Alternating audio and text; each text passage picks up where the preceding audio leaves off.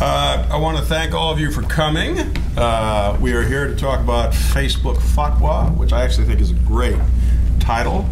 I'm not sure about the rest of the book, but I think the title is absolutely dynamite. I'll be brief on the introductions here. We got Jonathan Schanzer and Stephen Miller, the two authors of this book. They do the bulk of FTD's work on the Arab world, and they do it quite well. We have Yunus Safa, who also contributed to this. He's the Director of Strategic Research at Constrat, which is a DC web-based technology company that we use to help do the research for Facebook Fatwa. And then at the very end, but not last, is Mike Duran, who is a good friend of mine, boon companion, and who rose to fame, but alas not fortune, right after 9/11 on his truly original insights into Saudi Arabia, which led him, unfortunately, to a government career. And I'll allow others to look at what Mike's esteemed past in the U.S. government, which actually was quite good.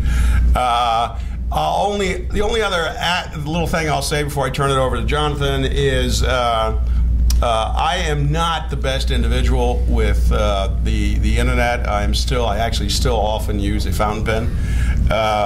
But I do remember clearly when I was in Peshawar for several weeks before 9/11. I got stuck there, and hunting for the many things that I would do, I would go and I would visit all of the internet hangouts in Peshawar. And the one thing I noticed, because people rarely actually erased their histories on the various computers, is that I'd probably say the top two generic sites for the young men, and they were mostly young men, of Peshawar were militant Islamic sites and, of course, porn. Porn winning, hands down, by the way. But that is not necessarily, as we all know, a contradiction in any way. The two often go together.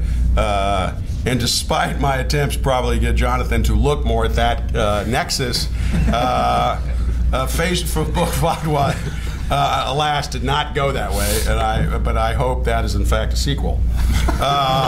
With that, I will turn it over to Jonathan. Wow. With that introduction, I don't know how I can follow it, but thank you, Ruel. I should actually say that Ruel looked at the second to last draft of this book and was rather brutal with it, and I think helped whip it into shape, or at least into the shape that we got it into. So thank you for that, and thank you, Yunus and Steve and Michael for joining us. What I thought I would do is just briefly kind of set the stage for why we got into this study. I mean, I think it goes without saying that the 9/11 attacks really put the Saudi Arabia issue on the table. 15 of the 19 hijackers were, of course, Saudi. The terror finance problems that I tackled when I was at the U.S. Treasury, a great many of them in the early days, at least, were associated with the Saudis. The Saudis responding to the attacks, I think, quickly wanted to assure the United States that they were getting the problem in hand, but I think the record shows that they were slow playing the United States really for the first couple of years. That's a great ring. But they were slow playing the United States up until attacks that took place inside Saudi Arabia in 2003 and 2004 at the hands of Al-Qaeda of the Arabian Peninsula. It was at that point that the Saudis, I think, really began to take the terror finance problem very seriously, as well as the radicalization problem. They started to engage in, I guess, what we could only call brainwashing, trying to reprogram individuals who they deemed as being deviant from the Islam that was officially sanctioned by the regime. Of course, it was far more complicated than that. The Saudis had been propagating their brand of Islam known as Wahhabism for many years. But I would say that since that point, it's been very difficult to get a handle on exactly how big of a problem Wahhabism is, if it is indeed still a problem. There have been a few organizations that have tried to get a handle on this. Freedom House notably issued a study looking at textbooks inside Saudi Arabia, although I don't know how reflective that is on the way that the Saudis view their society today. I mean, a lot of these textbooks are holdovers from years past. I should also note here that the study that we ended up conducting was, it's a second in a series. For those of you who are aware of the study that we put out last year, I put it out with Mark Dubowitz, our executive director. It was called Palestinian Pulse, and it was our first attempt to use the internet as intelligence, to take a look at what Palestinians were saying about the peace process, about themselves, about their own internal divisions. And our idea there was to try to tap into the intersection of intelligence and technology. We have long believed that in and of itself, this strain does not exactly provide an accurate view, but it is a stream of intelligence that if you use that alongside of the traditional sources that you get from people on the ground, from the State Department, from the CIA, from open sources, etc., it can inform whether what you're seeing is in fact real or whether it needs some tweaking. But getting back to the question of Saudi Arabia, we had some challenges early on just trying to determine how to approach this. Do we go and start tackling the media, for example? There, I think there were some challenges just simply by virtue of the fact that the Saudi media is largely state-run and very tightly controlled. So how much could we glean from that? I would say that the answer would be, very little. Looking at bloggers and microblogs and the like also seemed to be a challenge to us because the topics would vary greatly, wouldn't exactly give us a real window into the world of Wahhabism. So we settled on looking into the clerics. A quick note there, not all clerics are created equal in Saudi society. There are the sanctioned clerics and there are the unsanctioned clerics. The sanctioned ones are the ones that are approved by the Saudi state. They largely speak on behalf of the Saudi state. In fact, the knock against them is that they are rubber stamps for the Saudi state. When the Saudis decide they want to do something, they get a cleric from the sanctioned establishment to issue a fatwa or a proclamation or a ruling, and then all of a sudden it becomes okay for the government to do what it wanted to do in the first place. So these clerics have come under fire. Then there is the unsanctioned establishment. That establishment is more of the maverick variety, or traditionally has been. I would say that probably the most notable cluster of these clerics was the Sahwa clerics from the Gulf War crisis of 1990-1991. And these were clerics that challenged openly Saudi society back then. They had since been driven, not underground, but they had been beaten back to the point that they were a little less adventurous in their approach to criticizing the regime. But our thinking here was that we would get maybe two different visions of Islam within Saudi Arabia, one that was sort of state-sanctioned and one that was maybe a little bit truer to the vein of Wahhabi Islam as the unsanctioned clerics and perhaps the population viewed it. But even then, we knew we were going to encounter other challenges. Just to put this all in perspective, the idea of open media in Saudi society is it's not exactly a welcomed prospect. In 1963, there were protests over hearing a woman's voice on the radio. In 65, there were protests against the very prospect of having TV inside the kingdom. When the internet arrived in 1994, it was limited to academics. The general public couldn't tap into this technology. Finally, it was open to the public in 1999. And even since then, in 2008 and then 2011, there have been some draconian laws enforced, really putting limits on what people can say and do online. But what we found was that the Saudis are quite active online. In fact, they are the #2 cluster on the internet, second only to the Egyptians. And this, obviously, we saw a lot of this during the Arab Spring, the protests in Tahrir Square. The Egyptians were incredibly active, but only right behind them were the Saudis. This was, to say the least, surprising and I think heartening when we went about looking into this project. And we also saw a great deal of clerical activity.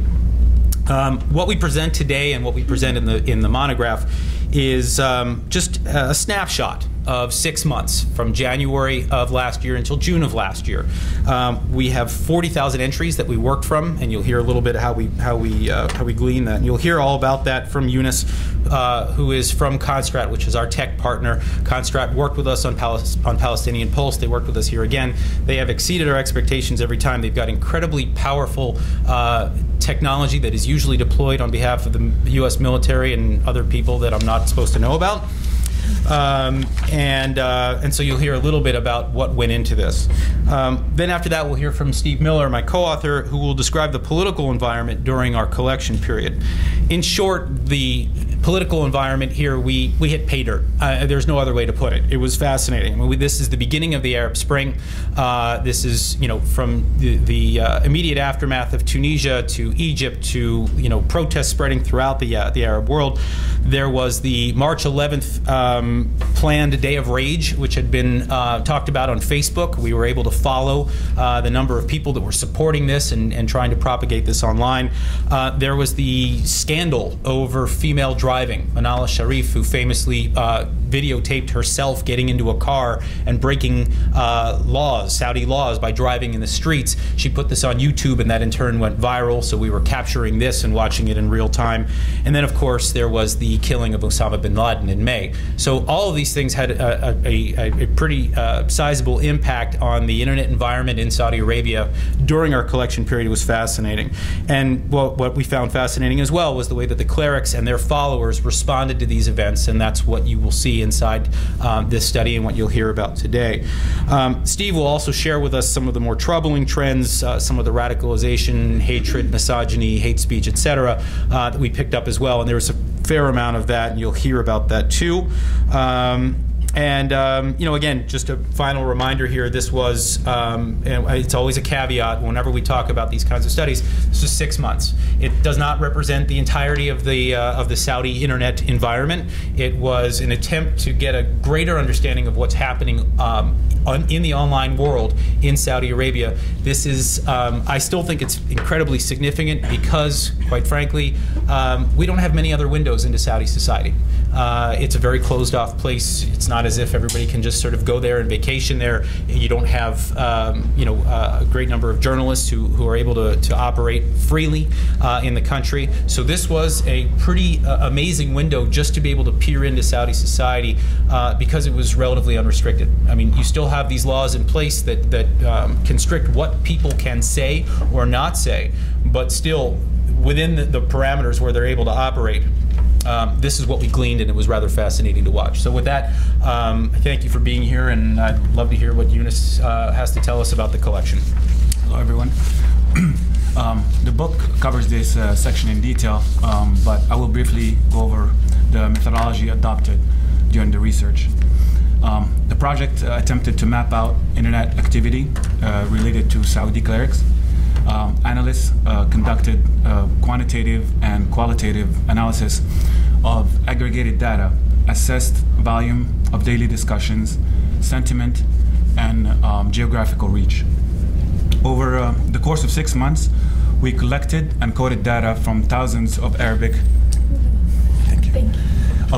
and English language websites.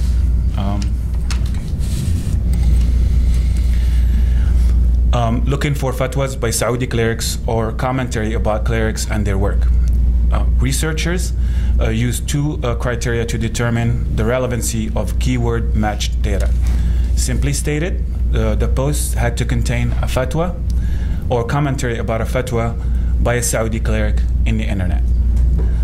In the first phase of the project, we studied hundreds of fatwas from websites of Saudi clerics and other websites dedicated to publishing fatwas. In this phase, the research yielded substantive data on 75 sanctioned clerics and 19 unsanctioned clerics from Saudi Arabia. For the second part of the study, we used two software platforms to mine the social media environment of Saudi clerics to explore how their messages are disseminated in the web. This research covered web forums, Twitter, Facebook, YouTube, Blogger, WordPress, and others. Our proprietary technology was able to parse information faster and in greater volume than mainstream search engines. This allows analysts to effectively measure the resonance of messaging in the overall information environment. Effective analysis across the full range of social media allowed us to promptly filter and analyze web-based conversation in near real time. The process was simple: locating, collecting, parsing, and structuring relevant information. The data was then customized into dynamic graphs. We conducted keyword and key phrase searches for both sanctioned and unsanctioned clerics in Arabic and in English. The search covered millions of internet posts, yielding approximately 38,000 posts in Arabic and about 1,000 relevant posts in English. These posts were individually scored for sentiment on a spectrum from moderate to militant. This exercise helped us gain better understanding of the overall tone of Saudi internet clerical environment. The result of this analysis allowed the identification of which clerics, internet domains, and social media users were either moderate, militant, or somewhere in between. Analysts then classified commentary and statements by topic to describe how Saudi clerics and social media users discuss Islam online.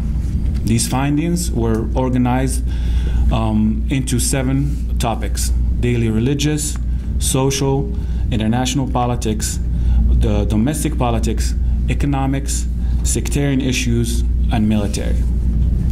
The data was then converted into elaborate graphs that charted complex web of communications.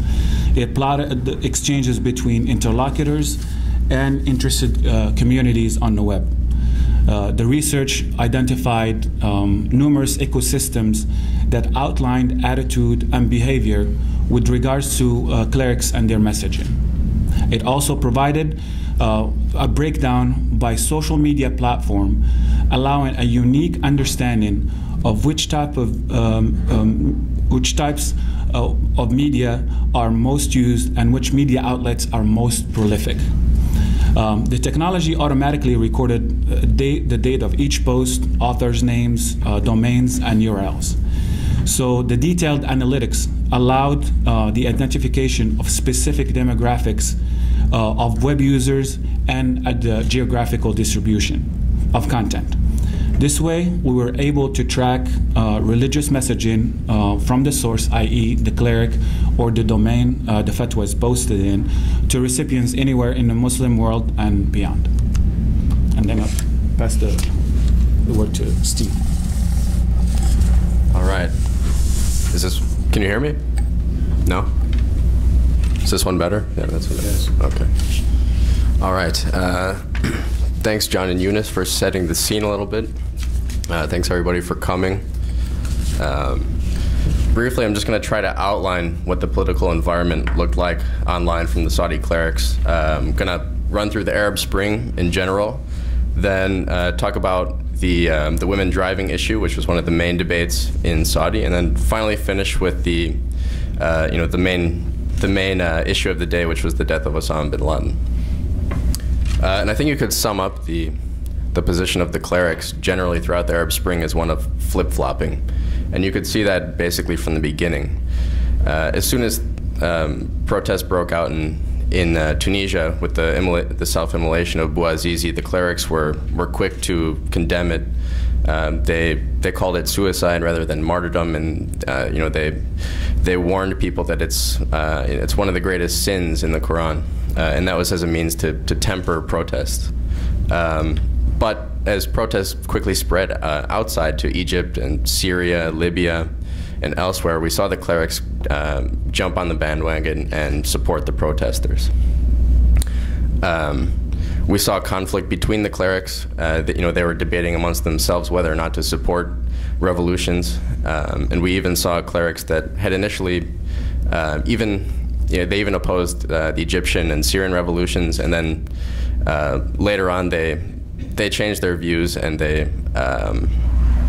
and most of them have now supported the Arab Street. So this is kind of interesting because these Arab protests opened up political space for the Saudi clerics to operate, which is interesting in view of the crackdown that the Saudi state carried out on most of these guys in the early 1990s. So they're showing their faces again and becoming politically active more and more as they go to social media. But it was a different story when the protests came home to Saudi Arabia. There was a planned day of rage on Facebook. Activists organized about 30,000 people signed on to a petition for a March 11th day of rage, just like the days of rage that happened in other Arab countries. And very quickly, before this even happened, the government mobilized some handouts, some financial handouts. They sent the military throughout the kingdom. They blocked off the capital with tanks and SUVs, helicopters. And then finally, the clerics came to their defense and they warned the citizens against demonstrating, that it's un-Islamic, and they threatened them with violence if they would come out and protest. So in short, the Saudi Day of Rage did not succeed. It was a complete bust. However, there was another aspect about a month later to the Saudi Arab Spring. It wasn't quite dead. It was actually Saudi women who seized upon the fervor that was sweeping across the Middle East, and they agitated for their right to drive. And as John said, it was led by a few women who videotaped themselves driving on the kingdom streets and openly flouting the ban on women driving. This wasn't a new debate. It also happened in 1990. Women tried the same thing, and then at that time it also galvanized the religious conservatives against them, and that was when the official driving ban was put in place under then Grand Mufti bin Baz. So that we saw the same thing happen this time. The religious conservatives, they came out and they attacked the women and called them they were trying to westernize and corrupt the society. And in the end, we saw that their attempt also failed. The conservatives won the day. And then 2 months later, finally, we come to the hot button issue of the day: the death of bin Laden. The Saudi online community was buzzing. Everyone wanted to talk about this. We saw numerous Saudi clerics come out and condemn Al-Qaeda, condemn Osama bin Laden's actions, especially Salman al-Auda, who's the most influential Saudi cleric on social media. Almost immediately, he came out and said that bin Laden was false in his actions. This kind of fits into a narrative that we've seen since really 2003 and 2004 from the Saudi government. And its clerics, they've carefully tried to condemn Al-Qaeda, condemn bin Laden, and try to take their religious legitimacy away from them. Yet at the same time, that's not the whole story. We still see rulings from current and former clerics that could incite potential extremists to violence. We saw rulings that advocate suicide bombings as the most effective means for fighting jihad. We saw clerics talking about the need for striving in jihad against those who reject Islam until they accept it. And of course, unsurprisingly, we saw enduring radicalism against Israel. This lingering bin Ladenism, as we called it, is really concerning. But let me give you a few of these concrete examples. I'll throw you guys some red meat here. The first one that I want to highlight is from Mohammed Al-Arifi, and he has the most Twitter followers, 1.6 million, and he says things like this: "The evil Shia continue to set traps for monotheism and the Sunnah. They try to spread their false doctrine to the ignorant among the Sunnis. We shall not forget their treachery throughout history in Muslim countries in general, and in Mecca and Medina in particular." Next we have Aidul Qarni. He's up there. He has 1.1 million Twitter followers. He's in the top 3. He says, this happened, I think, last October or November, shortly after the Israelis traded Palestinian prisoners for Gilad Shalit. So Eid al-Qarni came out and he said, "I ask Allah for the martyrdom in his path, for the conquest of Jerusalem.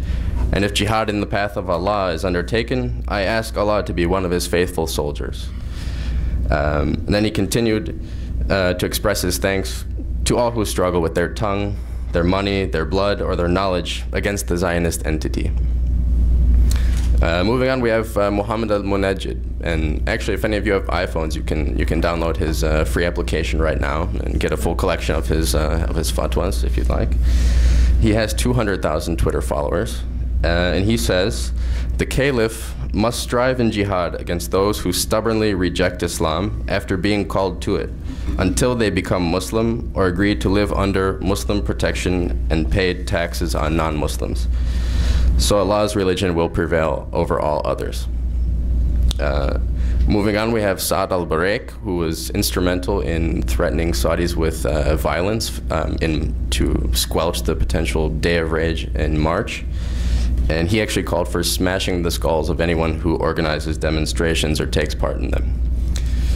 Outside of that, we also saw fatwas that oppose celebrating Western holidays like Christmas and Mother's Day because they're imitating infidels.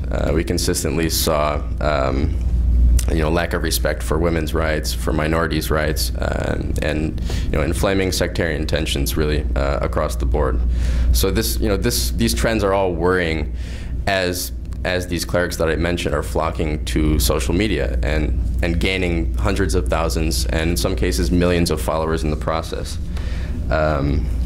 And this is allowing them to communicate with the Saudi public and the wider Muslim world on an unprecedented scale. We've never seen anything like it before. And that said, they've also been able to come out with these radical messages, but such that they're in the boundaries of what the Saudi state will allow them to say, which is troubling. And they've largely remained unhindered unless they're directly threatening the Saudi state or bringing embarrassment to them. So, as I mentioned before, and as John said earlier, this political opening is serious, and we've seen in the past that clerics have openly threatened the stability of the state at least 3 major times in its history. And as they become more emboldened, they gain more followers on Twitter. It's going to be harder to keep a lid on them. They're going to gain increasing power, and I think these main guys that I mentioned they're really the thought or the opinion makers among the Saudi clerics on social media, and they're very influential, and it's going to be important to continue to monitor them from here on out. Thanks. All right, I'll just take a minute to go through the conclusions, and then we want to hear from Michael just to get his thoughts and to just get a sense of his take on Saudi right now. So first, just a reminder, again, this was a snapshot. Again, really important to remember this was 6 months, but we do think that we can pull away some trends. First of all, I think it's important to note here that despite what you just heard, some of the more radical fatwas, only 5% of what we gleaned was actually violent in nature, that was calling for jihad. It was actually small, and this is a good sign. This is a sign that American pressure can work. It's a sign that the Saudis can get a hold of their radical problem. This is very encouraging and something we want to continue to encourage. And obviously, we'd like to learn whether this 6 months was an anomaly or whether this continues on into right now. But again, based on what we saw, I think very heartening.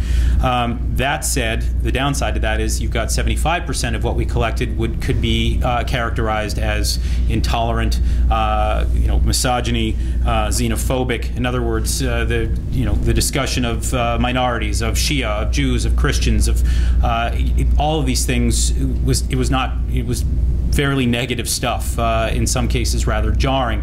You heard a few examples of that from Steve, and there's plenty more where that came from. So in other words, what we're looking at right now is an environment online in the Saudi space that's only 5% overtly jihadi or radical, but 75% of it is still troubling and could lead to hatred and intolerance. That said, The other probably piece of good news is the fact that the Saudi internet space is definitely opening up. The fact that there was discussions about political protests and revolution. This is remarkable for Saudi society. This is a huge shift. You wouldn't be able to talk about other people's politics in the past to the extent that these people have, and to be able to weigh in and say that we think that it's a good thing for a ruler to be toppled, I think marked a dramatic shift in Saudi discourse. And I mean, of course, what we saw on the planned day of rage on March 11th and the way that the Saudis put that down, let's not for a minute think that the Saudis are opening up that discourse for domestic consumption. But we think that it's interesting that you can now talk about Saudi's neighbors without getting hauled out of your home in the middle of the night. And then just some broader trends. Obviously, new media and technology are growing by leaps and bounds. The numbers of people who are flocking to Facebook, Twitter, and other modern technologies, internet technologies, it's remarkable. Stevie, you think who's the cleric that jumped from 300,000 to 1.1 million during our study? Several, but Mohammed Al-Arifi. Yeah, as of October, he had 300,000. Now he has 1.6 million. I mean, this is exponential growth. It's remarkable, and you think that they continue to flock in this way. I think it's incredibly important to point out. It's also important to point out that there are only a handful of clerics that really account for most of this, the activity that we mine online. Salih Al-Fawzan, the Grand Mufti Abdulaziz bin Baz, Salman Al-Oda, Safar Al-Hawali. Some of these guys are, I think it's probably terrific that they're getting this kind of following. Salman Al-Oda, for example, is largely seen as a very moderate cleric in Saudi society right now. Of course, he wasn't always that way. At one point was seen as a rather radical one, and it's a little difficult to pinpoint where some of these guys are on the spectrum. But I think when we talk about monitoring this space, there are really only a handful of people that are probably really worth watching as the trendsetters and the thought leaders. And I think that's an important thing. The clerics, the official clergy, the sanctioned clergy, they're still rubber stamping the regime. We've not seen a thing that has changed about that. When the regime wants something, the Saudi clerics will issue a ruling on it, and then the Saudis say, we'll see, it's in accordance with Islam. And so we think that they're still important to watch as a bellwether. And then the unsanctioned as well as the sanctioned clerics still self-police. It's very clear. They've learned what those red lines are. They know how not to cross them. They know now how not to call for jihad overtly, but rather to talk about minorities or their their religious foes in ways that still stay within the bounds of what the Saudi regime will allow them.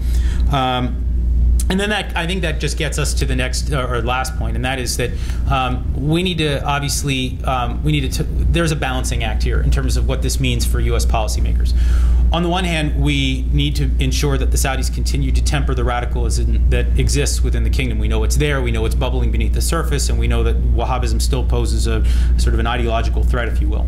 But at the same time, because we're seeing this opening up of society, we're seeing people flocking to the internet, we're seeing these relatively open discussions, we need to balance that, right? How do you continue to prompt reform inside Saudi Arabia? How do you continue to allow for, it's not First Amendment rights, but it's freedom of speech or whatever you'd like to call it. We want to continue to encourage that while also trying to temper the radicalism. And that's a tough thing, and I'm not even sure how we even begin to tackle that, but I think it's something to think about moving forward. And then as Steve mentioned, and I'll leave with this, this was our sort of final word of warning, our parting shot with, in the monograph. There is the threat, the potential threat, and I'm not saying that it's there right now, but it's one that could be there, and that is we have seen over time that the Saudi religious establishment or breakoffs of the Wahhabi ideology have challenged the state on several occasions. There's one in the late 19-teens or 1920s. Certainly the siege on the mosque in Mecca in 1979, the AQAP insurgency against the Saudi state in 2003 and 2004. Each time there are breakoffs of the Saudi religious establishment. Oh, and don't forget the 1991 Gulf crisis with the Fatwa clerics. Each time you have breakoffs or even clerical establishment that come and challenge the Saudi state. We know that these things happen periodically. We know that there's dissatisfaction with the ruling regime.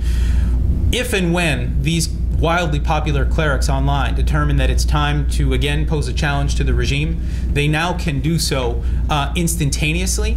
They can now disseminate their message to a huge audience, to millions of followers almost instantaneously in 140 characters. And it's a remarkable power that has just shifted into their hands. Again, we're not trying to say that they shouldn't have it, but we are saying that we need to be very careful about monitoring them and making sure that that power is used for good and not evil, and that is a dubious. I'm not exactly sure whether that's something that can be accomplished. So those are our thoughts and our main conclusions from the monograph. We hope you'll read it, and we look forward to answering any questions that you might have. But first, we wanted to hear from Michael, to hear his thoughts about the study and in general about Saudi Arabia. Thanks. It's great to be here.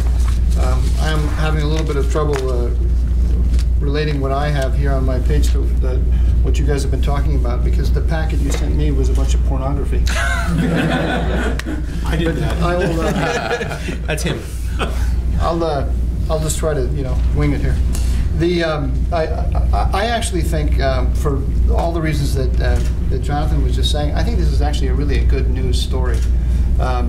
Although that requires, I think, a little bit of argument to explain.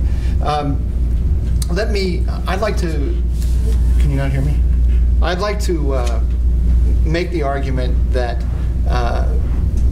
what we're seeing here in this study, which is absolutely fascinating, I think, is a sign that Wahhabism or Salafism is not, and the rise of Salafism since the Arab Spring, is not a strategic threat to the United States. That's what I want to get to, but before I do that, let me just make a few points here about the difficulty of interpreting this stuff. I spent some time in my past career following the religious debate in Saudi Arabia online, and one of the things I never understood was what was the connection between what I was seeing on the computer and what was actually going on in the kingdom. And every time I talked to Saudis, I was always struck by sometimes how clued in some of them were to these debates and how completely disaffected others were from them entirely. I remember talking to an extremely well-educated young man from the Hijaz who didn't know who any of these guys were, Salman al-Auda. And for him, the discussions of the clerics were like the parents in the old Charlie Brown television cartoons. Wow, wow, wow. When he heard them talking, he just completely turned off and didn't hear them at all. That's not to say that I don't think that this matters. I think it really does matter, and I think that one of the great things about the tool that Constrat has is it shows you the numbers of people just in sheer volume who are following all this. So it has to be important. But just as I just throw it out as a caveat to say that it's a very opaque place, Saudi Arabia, and it'd be like trying to figure out what's going on there by reading these guys would be like following U.S. legal arguments and trying to say things about U.S. society. There's a filter there, but I do agree this is all extremely important. But the second thing, though, is the problem you have is the limitations on freedom of speech, which, as Jonathan said, are severe. So what happens is that discussions become in this highly legalized Islamic domain become proxy discussions. So what people are actually talking about is not necessary. What they're talking about literally is not what they're actually talking about. And one of the challenges then for an analyst, I think, is to figure out where's the center of gravity in this discussion. What are people feeling really emotional about, and when are they just running through the paces? And that's very hard to figure out from a computer screen. So I would like to assert that the center of gravity in this discussion is in the issues that were covered in the study is Egypt. It's Egypt, and why is it Egypt? Because it's the question of democracy, and it's the question of political participation. And that's the thing that is really exciting people more than anything else. It's not to say the other issues aren't important, but the big debate right now is the relationship between state and society throughout the Arab world. And there, the story is just absolutely fascinating. I had a concept about a decade ago of what Salafism was. and I thought that Salafism basically breaks down into two groups. You've got quietists on the one side, and these are the regime clerics that Jonathan's talking about, the rubber stamps. They are pushing they of course don't advertise themselves as rubber stamps, but they push an interpretation of the religion which basically says politics and foreign policy, that belongs to the royal family. We're concerned with issues of personal status and things of that sort. Let the state do its thing and protect the Muslims, the Muslim community, and don't you average believer get too much involved in the political realm. And then you've got, on the other hand, the extremists who basically take the right to speak for the religion into their own hands and carry out a very extreme message of total jihad against the infidels, or jihad against the foreigners, jihad against the infidels, which means against the foreigners, but also against the regime, which itself is an infidel regime. And so that middle ground of politics is pretty much absent from Salafism. This is the concept that I had, and in particular, the interpretation of democracy, or the attitude toward democracy in Salafism, is very negative, because democracy is man-made law. The only law that's legitimate is the law from God. Therefore, democracy is irreligion. It is a form of infidelity. So, therefore, Salafis should be hostile to democracy. Well, along comes the Egypt question, and along comes the fall of Mubarak. The excitement that average Muslims have about participation in government, but even more than that, the rise of the Salafis themselves in Egypt. So if you think of the religion is two things. It's an identity that people have, and it's a set of doctrines. And what you've got in the rise of the Salafis in Egypt is a clash between the affinity that one feels toward people who have the same identity as you, and what the doctrines of the religion say. Because the doctrine says you shouldn't participate in democracy, and yet a democratic process is leading to the rise of the Salafis. And what's happened as a result of that is a huge debate that's going on, not just in Saudi Arabia, but in the whole Salafi world, about, is democracy acceptable or not? And to what extent can we actually participate in this process? And the interesting thing is they're coming out with a lot of different positions. And the great news here from the United States point of view is that the jihadi message, the bin Laden message, has been deeply tarnished by this, I think, because the vision that Salafis can gain power through means other than violence undermines the kind of stark black and white picture that the extremist jihadis were trying to push on everybody else. But then you've got an enormous amount, a range within everybody else, the non-jihadis, of attitudes toward this political process. And that's what they're arguing about. More than anything else, I think, what they're really arguing about is to what extent can we engage in this political process. So the center of gravity has moved away from the jihad against the Jews and the Christians. Not so much with regard to the Shiites, though, because you've got Shiites in Saudi Arabia, and if you're having if the debate here, if I'm correct in what I say, that the center of gravity here is really the debate about how do we organize ourselves here at home. The threat is that if we open up the process too much, then the Shiites are going to come in, and they're going to be part of it, and they're going to dilute our whole. They're a threat to our identity. So anyway, from the point of view then, my argument about the strategy for the United States, I think this is good news for the United States in a number of ways. The concept that we had at one point, a lot of us had in our mind, of a kind of conveyor belt where even a moderate Salafism can put you on a conveyor belt to jihadism. I have grave doubts about that vision. Secondly, they are so consumed at the moment with arguing among themselves about power and authority within their own community that the jihad against the Americans and the Israelis has receded. It doesn't mean, though, it's not there, because I think, as you can see from these debates, it's very easy for the argument about power internally to become focused externally on outside on outside actors. So there's a concern there. We need to watch it. I'm not saying that this is a good news story. Everybody in Saudi Arabia just became a Jeffersonian liberal. Far from it. But a lot of the threat that I think